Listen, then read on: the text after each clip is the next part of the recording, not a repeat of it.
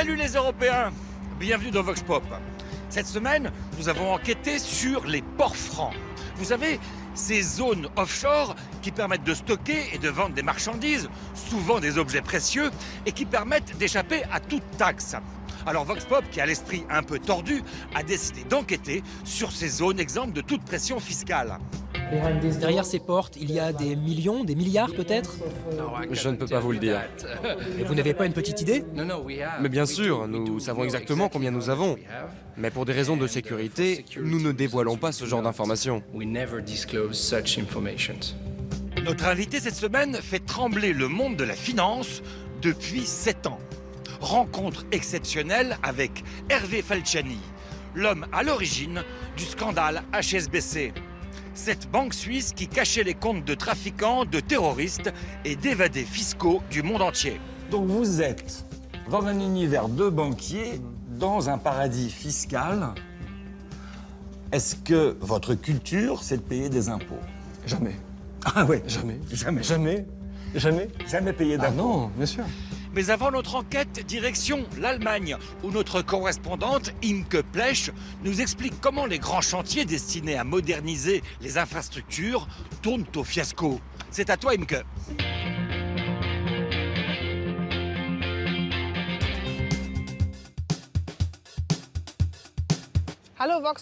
Bonjour Vox Pop, bienvenue en Allemagne. Aujourd'hui, je vais vous parler des grands travaux qui tournent au fiasco. Schönefeld, dans le sud de Berlin. Chaque année, 7 millions de passagers transitent par ce petit aéroport spécialisé dans les vols low cost. En surcapacité chronique, les autorités de la capitale ont décidé de l'agrandir pour accueillir 4 fois plus de voyageurs. Les travaux ont commencé en 2006 et n'en finissent pas.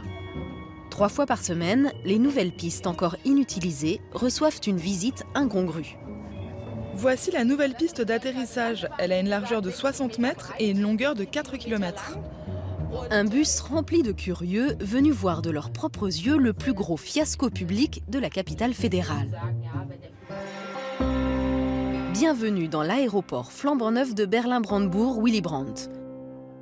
9 ans de travaux, date d'ouverture encore indéterminée. Donc voici les possibilités d'extension, mais personne n'en parle. Parce qu'il faut d'abord arriver à le finir, cet aéroport. Pouvez-vous nous dire combien cet aéroport engloutit tous les mois? On parle officiellement de 500 000 à 1 million d'euros par jour. Par jour?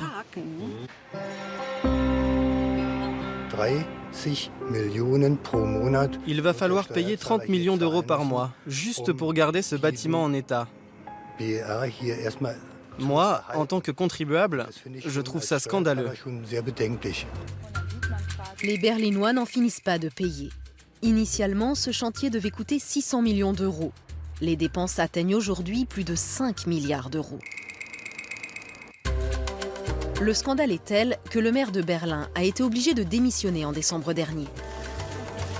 Une enquête parlementaire a été ouverte. Martin Delius est à la tête de la commission chargée de cette enquête. La principale erreur vient de la Société des aéroports de Berlin. Elle n'a pas contrôlé correctement la gestion du chantier. Ils ont délibérément donné des instructions pour maquiller certains rapports, afin de sous-évaluer les soucis. En conséquence, on n'a jamais résolu les problèmes. Le cas de l'aéroport de Berlin est loin d'être isolé en Allemagne. Avec 6 ans de retard, la Philharmonie de Hambourg est elle aussi toujours en chantier, avec un surcoût estimé à 500 millions d'euros. À Stuttgart, les travaux de la gare centrale enregistrent 2 ans de retard et plus de 3 milliards d'euros de dépassement. Principale raison de ces gouffres financiers, les devis proposés par les entreprises de travaux publics qui sont systématiquement sous-évalués au moment des appels d'offres. L'avocat Ralf Leinmann défend ces sociétés à travers toute l'Allemagne. Les chantiers publics fonctionnent toujours de la même manière chez nous. On commence par un appel d'offres, mais ces projets sont si grands que la description de la prestation comporte de nombreuses lacunes et erreurs. Donc en pratique, après avoir engagé les prestataires, le maître d'ouvrage demande toujours très rapidement des changements et des rajouts, ce qui implique à chaque fois des retards et surtout une facturation supplémentaire. Face à l'ampleur du phénomène, le gouvernement fédéral a mis en place une commission de réforme avec 35 experts chargés de proposer des solutions. Avec 9 chantiers publics sur 10 qui ne tiennent pas leurs promesses, des mesures sont nécessaires pour ne plus faire mentir la célèbre réputation de la rigueur allemande. Hallo, guten Tag, Imke Plech. Salut. Alors Imke, ces gros travaux, c'est vraiment la catastrophe, quoi. 9 gros travaux sur 10 qui sont défectueux en Allemagne, c'est un peu la honte, non? Les gens ont peur de l'image que nous donnons à l'étranger. Ils ne veulent pas que les autres pays croient que l'Allemagne n'est pas capable de réaliser un projet comme cet aéroport. Oui, en effet, ça donne une mauvaise image de notre pays. Ok, d'accord. Alors, il y a un avocat qui parle dans ton reportage et il dit, en gros, les projets sont mal ficelés et que donc, comme il y a des modifications, les budgets augmentent. Il a raison dans ce qu'il dit? Oui, on a le sentiment qu'aussi bien les politiques que les sociétés de travaux publics ne sont pas honnêtes. Les politiques ne veulent pas révéler le vrai coût du projet, car ils ont peur que les citoyens s'y opposent si c'est trop cher. Ils annoncent un budget aux entreprises qui acceptent d'office, tout en sachant que cela coûtera plus cher. Dès le départ, les deux parties savent que les coûts dépasseront toujours ceux annoncés initialement. Bon, d'accord, c'est un peu comme chez nous, quoi. Hein. C'est un peu, il y a de l'hypocrisie partagée, c'est ça? Oui, on peut dire comme ça. Ok, merci Imke, vielen Dank et à bientôt. De rien, avec plaisir, à bientôt. À bientôt sur Vox Pop, salut. À suivre dans Vox Pop, les ports francs, ces zones offshore au cœur de l'Europe. Et une rencontre avec Hervé Falciani, l'homme à l'origine du scandale de la banque HSBC. La face cachée des ports francs, c'est l'enquête de Vox Pop.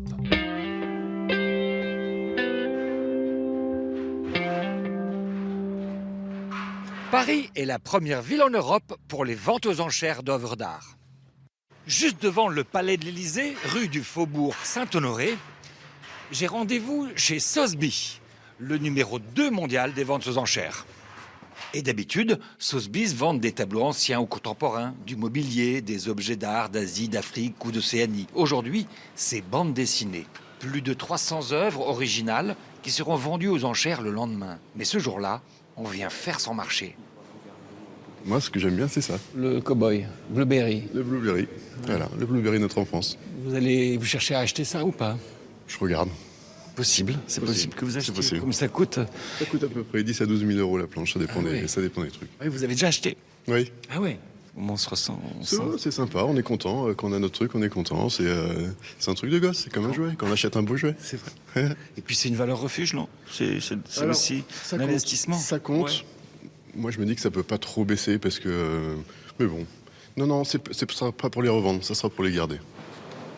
Vous êtes là pour le plaisir ou pour acheter? Ou les deux? Moi, pour le plaisir. Le plaisir? Pas pour acheter, j'ai pas les moyens. Non. Et vous, monsieur? Peut-être pour acheter. Il y a quelques planches qui m'intéressent, effectivement. Ouais. Mais c'est quand même un plaisir de regarder toutes ces planches, tous ces artistes. Et vous pouvez mettre 15 000 euros là-dedans. L'essentiel, c'est d'y trouver beaucoup de bonheur. J'ai compris qu'il y avait le plaisir. Oui. Mais est-ce que vous avez beaucoup d'œuvres d'art, ce qui vous permet de ne pas payer d'ISF, sinon vous en payerez? Oui, je pourrais, oui. Oui. D'accord. Oui. Donc c'est pas une stratégie, mais ça tombe bien. Non, c'est pas une stratégie, mais ça tombe bien. Voilà. Mais parce que je suis... Voilà. Ils sont chez vous, vous les gardez chez vous, vous les mettez pas dans les ports francs, non? Non. En plus, j'exerce une profession libérale et j'aime bien faire partager des offres comme ça avec les gens. Monsieur Cerruti, vous êtes le patron de Sotheby's, c'est ça? Exactement. En France ou dans le monde? En France et pour une partie de l'Europe. La bande dessinée, donc, aujourd'hui, c'est ça? Exactement. Il y a Tintin qui nous regarde, vous l'avez vu? Combien il vaut ce Tintin-là, vous savez? C'est une sculpture qui vaut un peu plus de 100 000 euros, je crois. On va regarder ensemble. Voilà, 140 000 à 180 000 euros. Et ça peut se vendre à ce prix-là? Vous savez que vous allez le vendre à ce prix-là? Nous espérons le vendre à ce prix-là, et même au-delà, on verra. La vente a lieu très bientôt. Oui. Et nous espérons que l'ensemble des bandes dessinées qui sont présentées, et qui sont de très grande qualité, rencontreront un très grand succès. C'est un marché extrêmement dynamique. Pourquoi les gens ils achètent de l'art aujourd'hui? Les gens achètent de l'art d'abord principalement par passion, par désir, par envie de collectionner. Ça reste le moteur essentiel. Ensuite, effectivement, ce qu'on a observé au cours des dernières années, c'est que les gens ont vu que la valeur des objets montait, une valeur qui résiste au temps. Et donc sans doute, ça a ajouté au dynamisme du marché de l'art. Oui, l'art, c'est un bon business. L'année dernière, le chiffre d'affaires de Sotheby's a atteint 213 millions d'euros, plus 12% en un an. Est-ce que ça vous arrive de livrer dans des ports francs? Alors, c'est une chose qui arrive, évidemment. Oui. Évidemment. Il y a les ports francs à Genève, à Singapour, à Luxembourg. Luxembourg, c'est tout récent, hein? Absolument. Depuis l'année dernière. Absolument. Ouais. Ce sont des entités indépendantes, mais les ports francs dans ces différentes villes offrent des facilités de stockage. Et également, jusqu'à ce que les œuvres soient sorties des ports francs, une possibilité de franchise de taxes. Vous allez dans les ports francs, vous, de temps en temps, vous êtes allé à Genève, là, il y a plusieurs milliers de mètres carrés, paraît-il. Il y a des frigos, parce qu'il y a du vin, il y a des cigares et beaucoup d'œuvres d'art. Vous y allez, vous? Il m'est arrivé d'y aller, mais il y a également des salons où les œuvres sont présentées. Je n'ai jamais fréquenté que les salons dans lesquels certains des collectionneurs ou des propriétaires montraient des œuvres, et parfois pour les vendre, et donc aux opérateurs que nous sommes. À l'origine, les ports francs n'étaient pas prévus pour les œuvres d'art. Ils étaient conçus comme de vrais ports maritimes pour favoriser les échanges commerciaux. On va voir ça avec nos correspondants.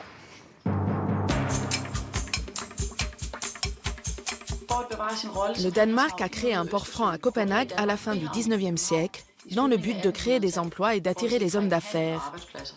Ce port franc est toujours très actif aujourd'hui. Plus de 4 millions de tonnes de marchandises y transitent chaque année, notamment des conteneurs transportant du pétrole. La Commission européenne a déclaré que ce port était fondamental pour l'Europe en raison de sa position stratégique à l'entrée de la mer Baltique.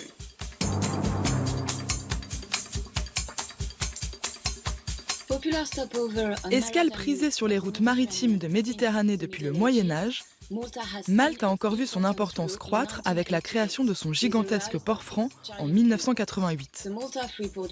Le Malta Freeport est le plus grand hub maritime du sud de l'Europe, avec 2,9 millions de conteneurs en 2014. Mais le port franc a ses zones d'ombre, saisie de cocaïne, contrebande de cigarettes, arrestation d'officiels portuaires et même crainte de trafic d'uranium ont ponctué son histoire récente. Après le passage d'un navire iranien, suspecté de transporter des armes en 2012, les États-Unis y ont installé un détecteur de radiation.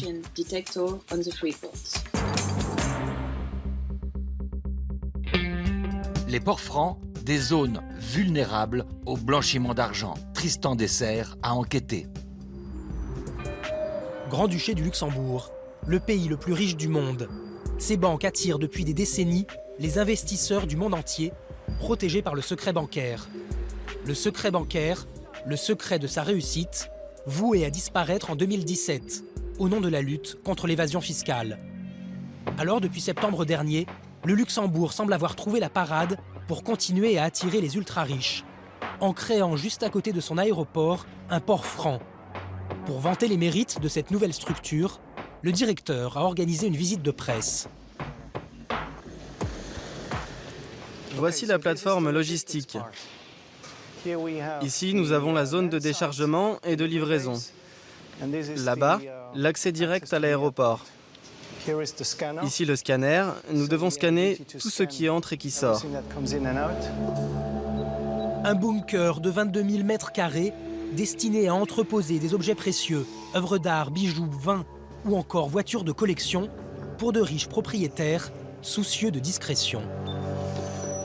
Nous sommes dans un complexe avec un mur d'enceinte de 3 mètres de haut et avec du barbelé.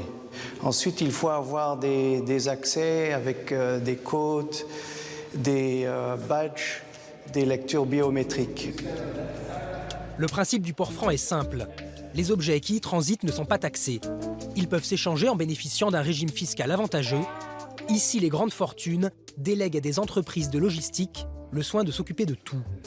Parmi elles, la société de transport de fonds Brinks, qui dispose dans les sous-sols du port franc de plusieurs coffres-forts pour les lingots d'or que ses clients lui confient. Derrière ces portes, il y a des millions, des milliards peut-être? Je ne peux pas vous le dire. Vous n'avez pas une petite idée? Mais bien sûr, nous savons exactement combien nous avons. Mais pour des raisons de sécurité, nous ne dévoilons pas ce genre d'informations. C'est beaucoup d'argent? Oui, c'est beaucoup d'argent. Beaucoup d'argent, et les soupçons qui vont avec. Car même si le Luxembourg montre patte blanche, en multipliant les visites de presse et en communiquant sur tous les contrôles mis en place, l'idée même du port franc inquiète. Opaques, ces zones sont régulièrement accusées de favoriser le blanchiment d'argent et la fraude fiscale, comme l'explique ce spécialiste de la question. Un port franc, c'est une zone grise et où personne ne peut, en particulier l'État, ni le fisc, ni les autorités douanières, ne peuvent savoir exactement ce qui s'y passe. D'autant que les investisseurs, les collectionneurs par exemple, utilisent des montages financiers pour dissimuler l'origine de leurs biens. Des outils dont les ports francs abusent pour renforcer le secret des transactions qui s'y déroulent. L'avocate Claude Dumont-Begui s'est heurtée à cette opacité lors d'un conflit de succession concernant les milliards d'euros d'un grand collectionneur d'art. Ce que j'ai vu, moi, dans le dossier que j'ai eu à gérer, c'est qu'on met dans un port franc des œuvres, ça peuvent rester pendant 30 ans, on les met dans le port franc tant qu'on veut les laisser se faire oublier, on va dire ça élégamment comme cela. Tout le monde le sait, personne n'est dupe. L'avocate déplore l'impossibilité pour la justice d'effectuer des contrôles à l'intérieur de ces zones grises. Vous ne pouvez pas apprécier la légalité ou les éventuelles déviances qu'il peut y avoir dans l'utilisation d'un port franc si vous ne comprenez pas le mécanisme du trust. Vous allez avoir la grande majorité des œuvres dont vous ne connaîtrez pas le propriétaire réel. Le trust est un outil en or. C'est un accord qui permet aux banques d'apparaître comme le propriétaire d'un bien. Elles deviennent un prête-nom qui évite ainsi de révéler l'identité du vrai propriétaire. Ces trusts sont d'autant plus efficaces qu'ils sont enregistrés dans des paradis fiscaux, une garantie supplémentaire pour protéger l'anonymat des clients. L'origine des biens disparaît ainsi, comme par magie. Par nature, ce système favorise les trafics. L'exemple du port franc de Genève, le plus grand d'Europe, en est la preuve. Ici, les rares contrôles ont permis de saisir des cargaisons d'armes, des œuvres d'art volées. En 2010, les douanes y ont même trouvé 3 sarcophages qui auraient été pillés en Turquie. Quelques affaires ont éclaté, qui représentent évidemment que la pointe de l'iceberg. Les principales touchant le commerce illicite des biens culturels. Et puis, il y a des affaires plus ou moins relatives à des pierres précieuses, à des diamants en provenance de zones de guerre. Le port franc de Genève abriterait des biens d'une valeur estimée à 82 milliards d'euros. Il génère un chiffre d'affaires annuel de près de 20 millions d'euros. Un des bénéficiaires de cette manne financière, Yves Bouvier, le principal actionnaire privé de ce port franc. Son entreprise, Natural Lecoultre, est spécialisée dans le stockage et le transport d'œuvres d'art. Yves Bouvier, c'est aussi l'homme qui a convaincu les politiques luxembourgeois de créer chez eux un port franc sur le modèle de celui de Genève. L'ancien ministre de l'économie explique comment ce projet l'a immédiatement séduit. J'ai été en relation avec M. Bouvier et donc j'ai assez rapidement trouvé un accord avec lui pour qu'il le construise lui-même.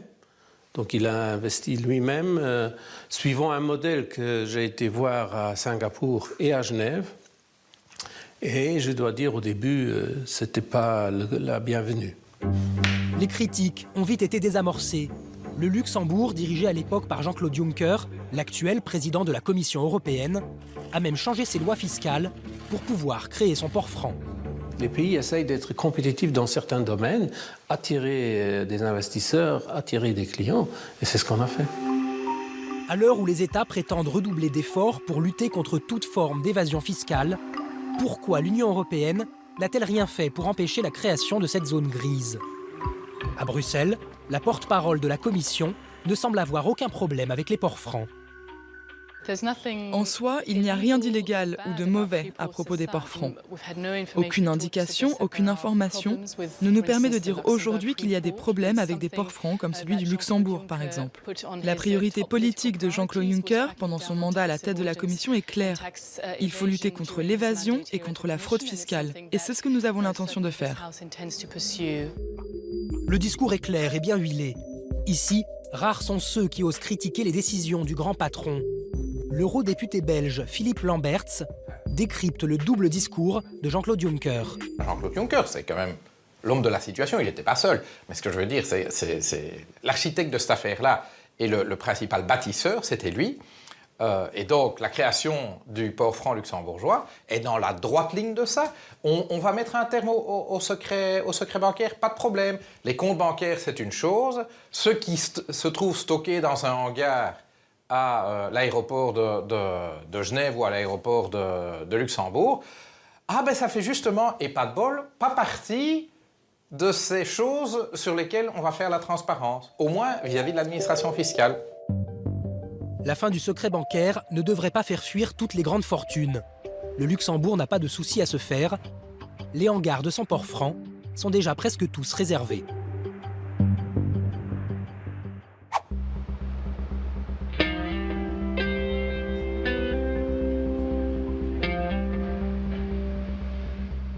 « 154 journalistes dans 47 pays ont bossé dans le secret le plus total pour vous révéler l'affaire HSBC.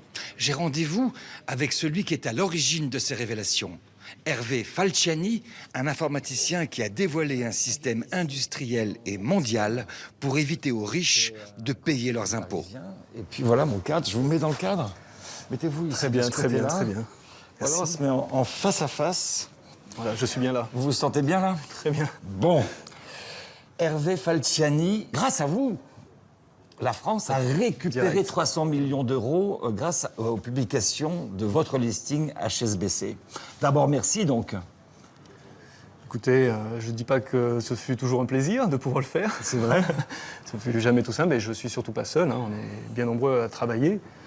Et ça continue, oui. Vous n'êtes pas seul, parce que vous apparaissez comme un homme seul. On est souvent seul dans ses choix, seul face à ses responsabilités.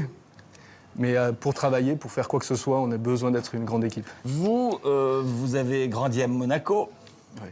Vous avez donc émigré en 2006 en Suisse. Exact, 2005-2006. Donc vous êtes dans un univers de banquiers, dans un paradis fiscal.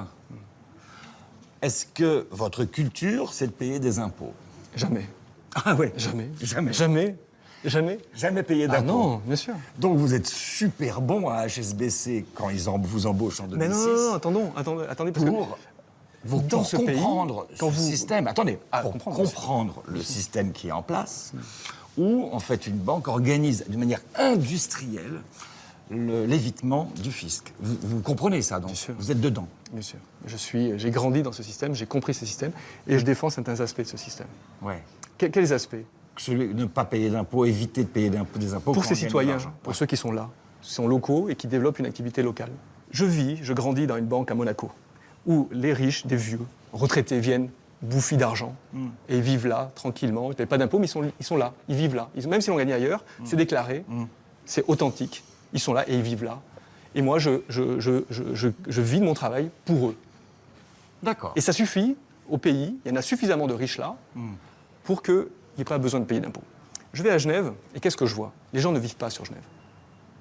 C'est le monde, justement là, de la banque offshore. Ça, tout change pour moi. Il se passe un déclic, vous vous dites, bon c'est bon, il faut que je sorte le truc, il faut que je casse le système, parce que c'est ça que vous dites. C'est quand ce moment? Ouais, quand on est confronté au problème du système, on va se dire, mais il nous faut des éléments factuels. Et quand on va les trouver, c'est là où ça va faire le déclic. On se questionne, et au fur et à mesure qu'on comprend mieux, on cherche une possibilité de contrecarrer ça. Et quand elle se présente, parce qu'on est assez nombreux pour pouvoir le faire, le 11, alors là, c'est qui le 11? C'est des directeurs d'HSBC. D'accord. C'est des gens avec qui, justement, avec des architectes, avec qui on va passer en revue tout le panorama.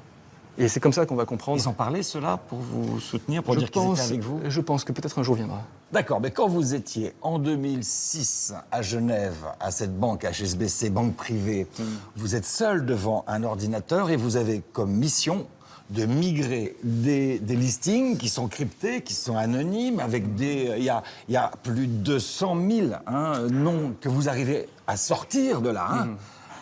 Et puis, ça représente des milliards et des milliards. En France, c'est plus de 5 milliards de fraude fiscale. Et vous arrivez à choper ces informations. Alors, on arrive à choper, comme vous dites. Vous les volez, d'ailleurs. À voler, à truander, tout ce que vous voulez. On arrive à extraire l'ensemble des informations qui correspondent à un audit bancaire. Donc, les noms, les transactions. Donc, vous êtes aujourd'hui un héros, un lanceur d'alerte. Je suis quelqu'un qui un embête. chevalier blanc. Il faut ou arrêter. alors un opportuniste. Mais on peut tout être. Qui si se vous voulez. dit, tiens, moi, j'ai du matos et je vais le vendre. Parce que pendant un temps, vous essayez de le vendre, ce matériel. C'est ce qu'on prétendra. C'est ce que la banque prétendra. Pourquoi ils le disent? Ils pourraient parce que c'est leur intérêt.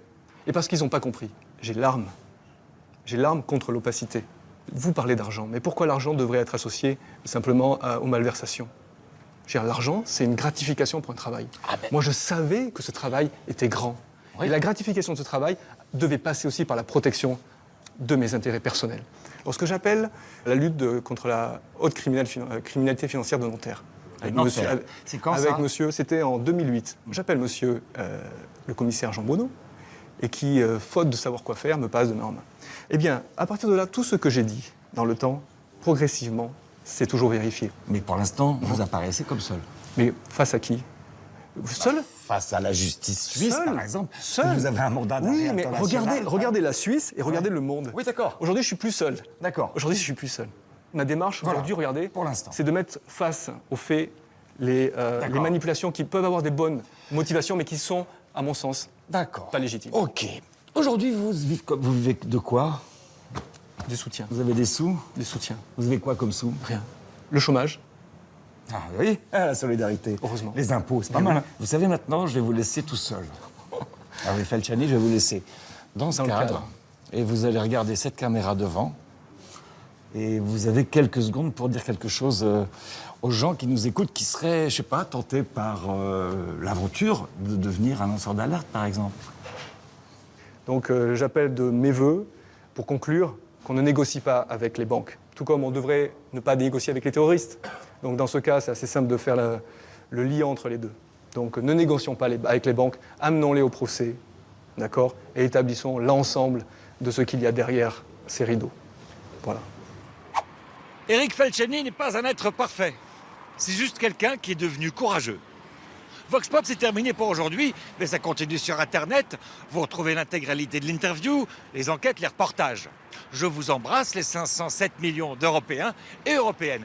Et puis tiens, j'embrasse tous les lanceurs d'alerte.